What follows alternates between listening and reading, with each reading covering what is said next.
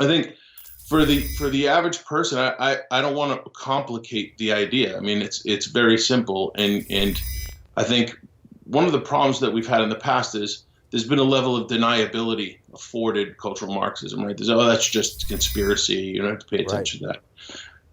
Pull up something from the 1950s, an old TV show or movie. There are good guys and bad guys, Oh, no clear question. good guys and bad guys, right? And then pull up a movie today, But and oftentimes, right, in the 1950s, though, I knew a man, I wasn't alive in the 50s, but I knew a man named W. Cleon Skousen, and I actually worked with him. My father worked with him, and he wrote a book, The Naked Communist, and he talked about all of these things in the 1950s. They got entered in the congressional record in the 1960s. You go back and read that, it's like a history lesson of exactly what's happened in the last 40, 50 years. right. Well, even today, I mean, you can pick up and you can read Manning Johnson to understand Black Lives Matter. I mean, there's nothing really new here.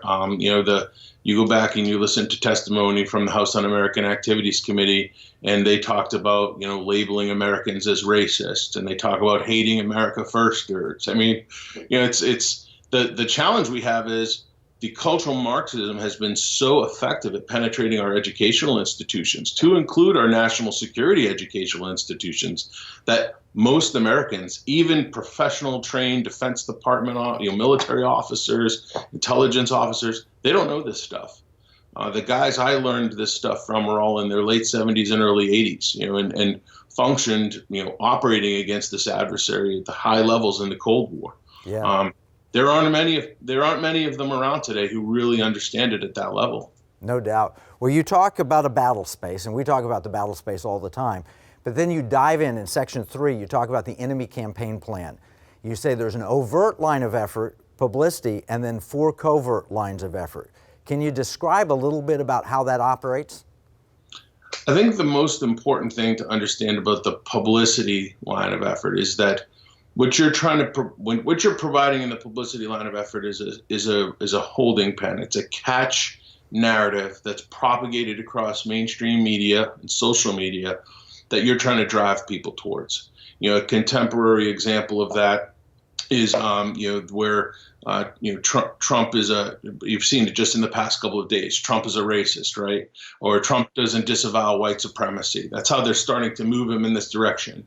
Then what you'll see is they'll have black propaganda, psychological war. A bunch of techniques will be deployed over the next several days, to include using key influencers on the Republican side, which we see with John Roberts and others, that will be shaping people into that narrative stream.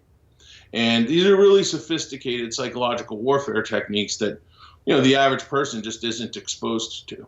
But we know these, and you knew these when you were working inside the Department of Defense. You saw these being used in other countries, and now they're being used against us.